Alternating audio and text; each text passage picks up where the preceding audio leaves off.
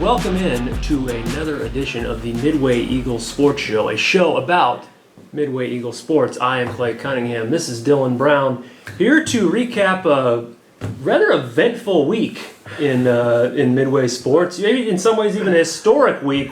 One that I got to frankly, it's just got me a little excited. I got my towel here, waving around. I am pumped. Except this here, as you'll see, is from the 2022 Sprint football season. You know what we have to say about that season? We say, get out of here! Get out of here. Your kind is not welcome! Because that was the kickoff, as you remember last year, the first year of Midway Sprint football.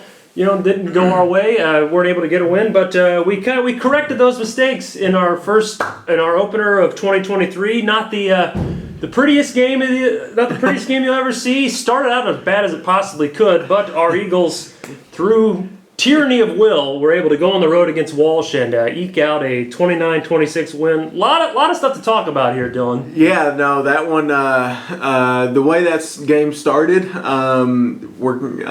Walsh takes the opening kickoff back. Jalen Gordon, who was the special teams player of the week, we thought we had a pretty good nominee for player of the week as well, Jaquavion Johnson. Yeah. We felt you should have been player of the week. You're number one in our hearts. Number one in our hearts. You're number 13 on the field, but you're number one in our hearts. But no, Jalen Gordon takes the opening kickoff back, and then just like a snap of a finger, 15 seconds into the ballgame, you're already down 7-0.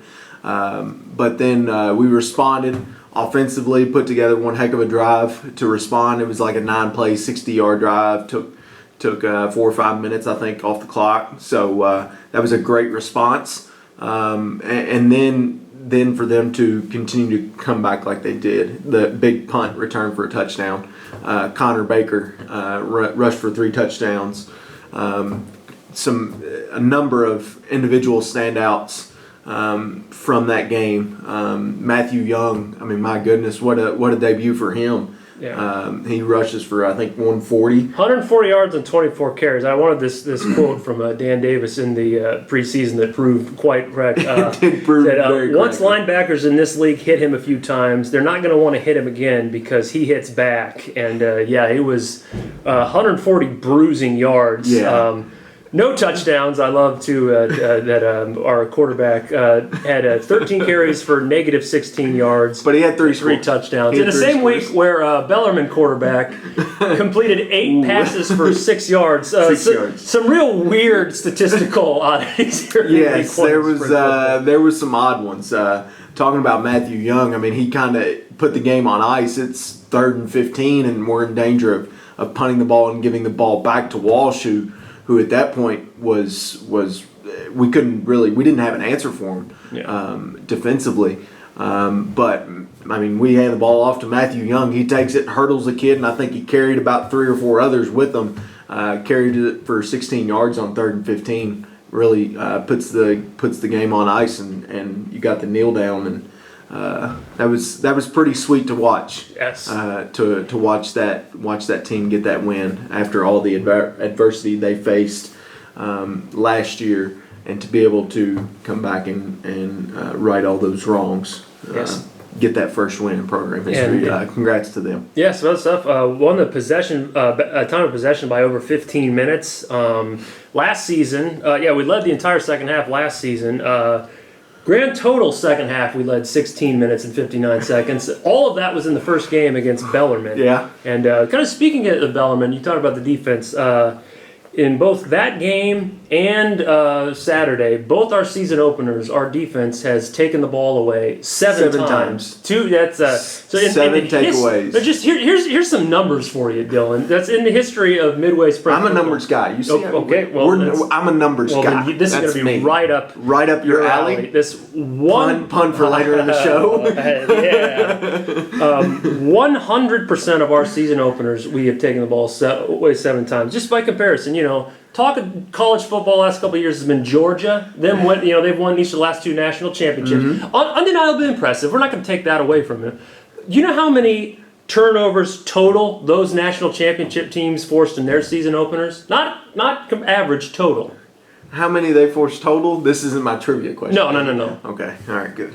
I'm gonna guess probably a very low number of like 4. 3. 3. I mean, this isn't me just like pandering to my employer. This is hardline statistics, folks. 14. I don't know much math. I know 14 is greater than 3. Yep, I think so. Food for thought. Yeah. But so yeah, our guys get a chance to come out with a win. Go back on the road against Fontbonne. Is that how you pronounce it? Fontbonne team that also that beat Quincy this week in a tight game. Mm-hmm. Played them twice last year. Lost a couple one-possession games, including a 6-0. Seemed to be an ugly postseason 6-0 offensive struggle in the playoffs. You talk about turnovers. Defensively, they as you mentioned, they forced 7 turnovers. Cameron McDonald was our Midway Sprint Football Player of the Game from that game. He had a couple pass breakups, 2 interceptions, a forced fumble, 4 tackles. Had another good shot at being a Defensive Player of the Week. Again, you're number 1 in our heart. This just exists to air our grievances with the league. But, I think so. But no, hats off to Walsh. They're a solid team. They got some playmakers. So I think they're going to surprise some teams in the league. So we'll see how that goes. And look forward to watching us go play Fontbonne. I mean, those were 2. I think that was our second home game last year, and we really, up to that point, they hadn't done much offensively, and they just came in. Their quarterback, I think, he had one of the games of his life, I think. So I think that's certainly a winnable game. We'll see. We'll see what happens with how we do, and could possibly have a chance to start the season 2-0, and then you get ready for your home opener. So.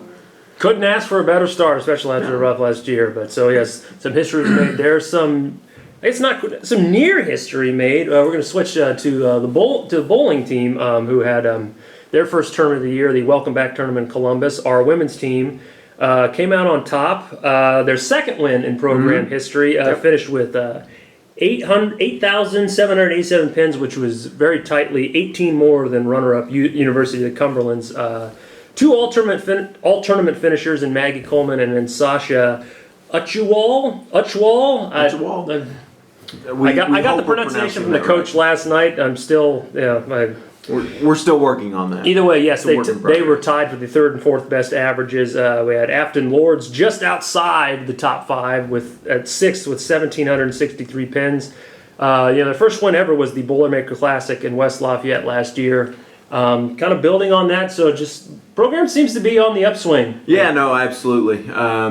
Especially it's good to get our season started off on the right foot like we did.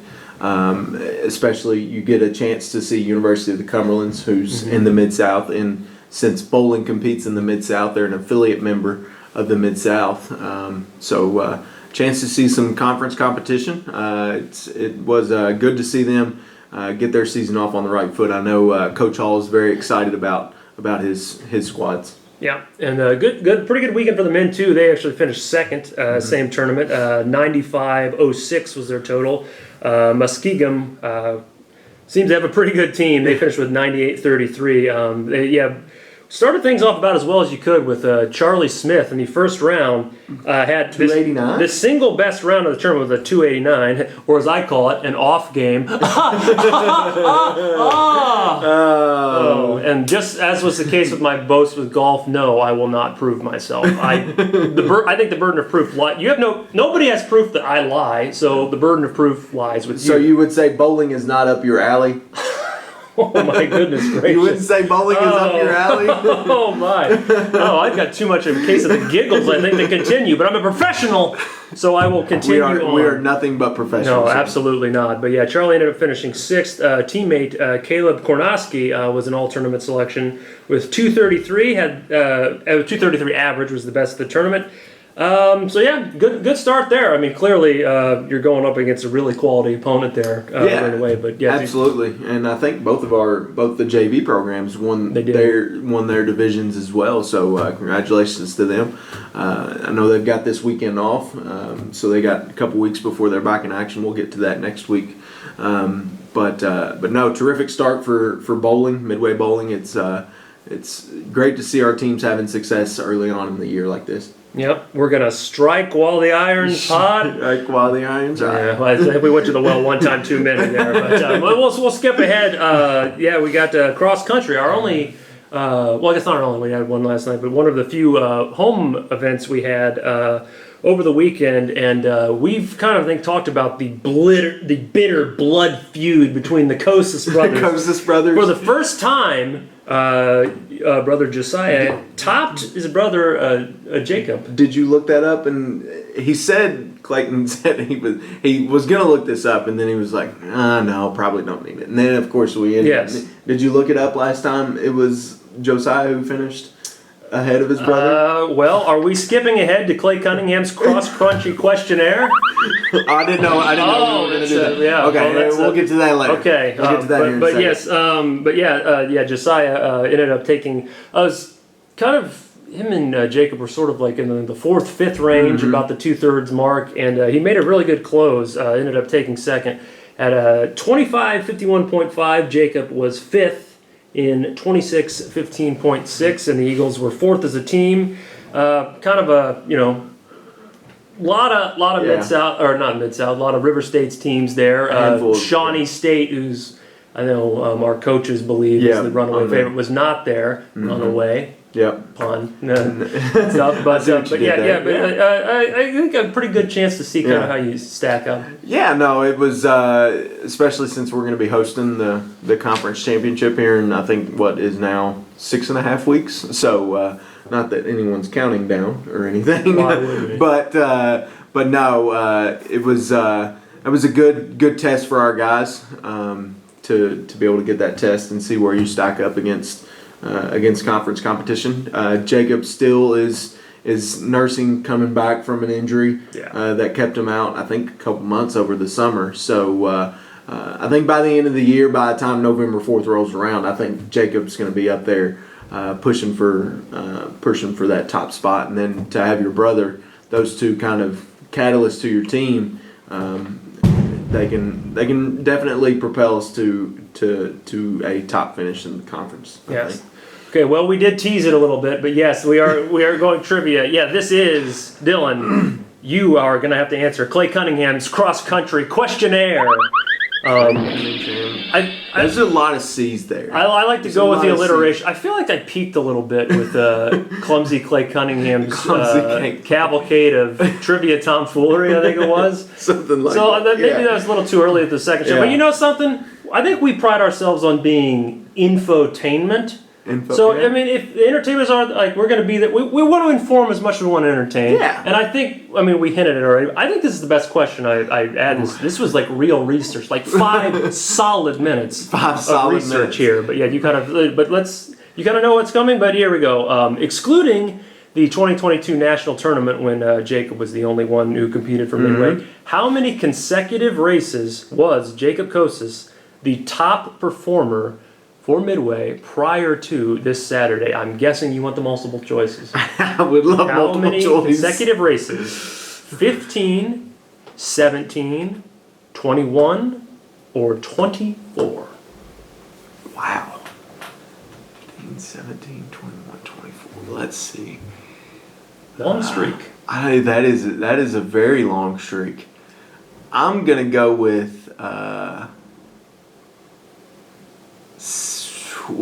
I think it's either 21 or 17.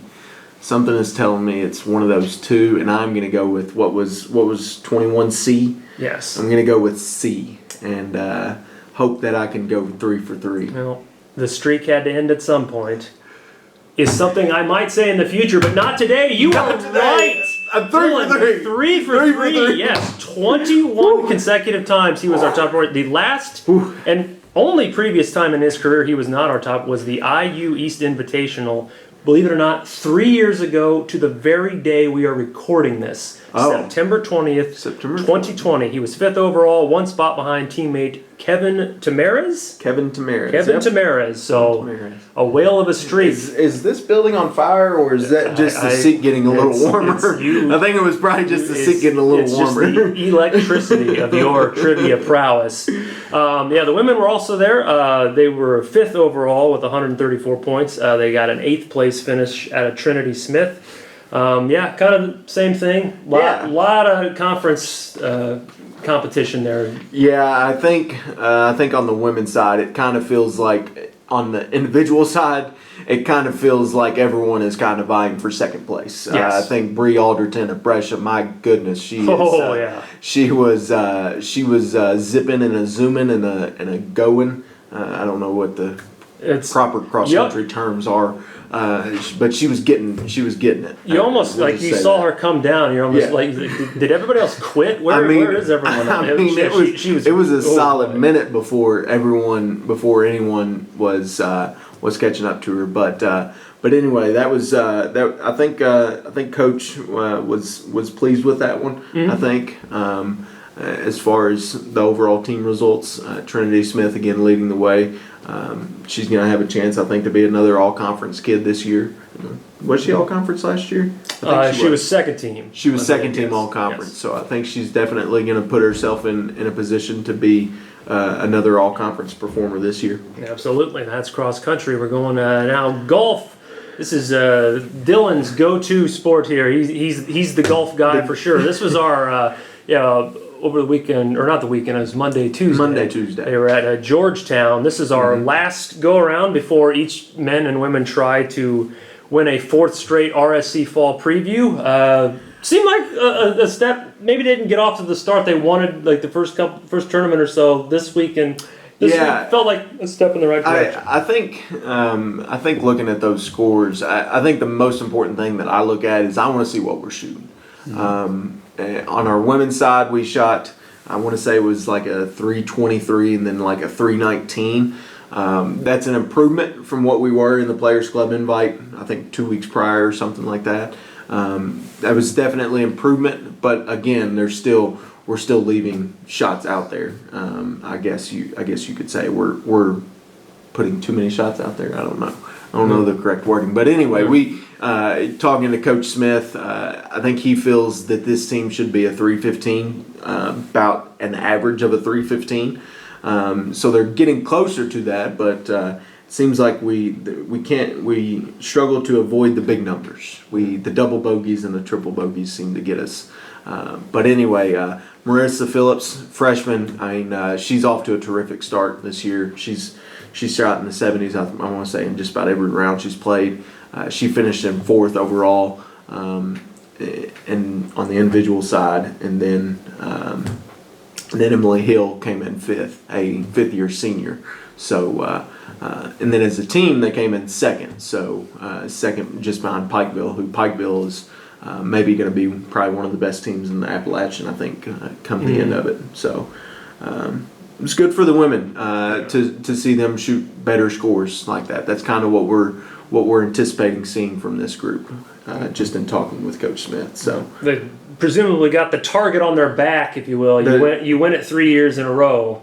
Well, the girls won it. For the conference preview. Yes, fall preview. They have won it 3 years in a row. So hopefully they can make it 4. That tournament's next week. So looking forward to seeing what they can do. It's for the first time in a handful of years we're not at Belterra Casino Resort, so golf course, at the Glade Springs Resort in I want to say it's Daniels, West Virginia. I think so. I believe I've seen that. Yes. I don't know how I came up with that one, but sounded good. We'll run a correction if you're wrong and ask for it. But I think you're right there. I feel like I remember seeing that. But yes. So yeah, we're looking interested to see how they finish next week. Kind of see how you stack up against conference competition. So yeah.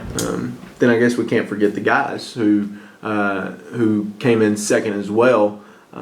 They shot much better from what their scores. They shot a 292 and then a 290. So that was 4 over par and then 2 over par for the second round. So I think by hearing those numbers, I was like, okay, we're in pretty good shape. We're going to win them. Now, Kentucky State played really well that tournament. So and you like, because that's not a team you're going to see when you're in conference, so you can live with that. Yeah. Yeah. No. Absolutely. That one was again much better to see us shooting those scores. Hayes Mason, Gage Gregory kind of led the way on the A team, and then Taylor Hensley also shot really well for the B team.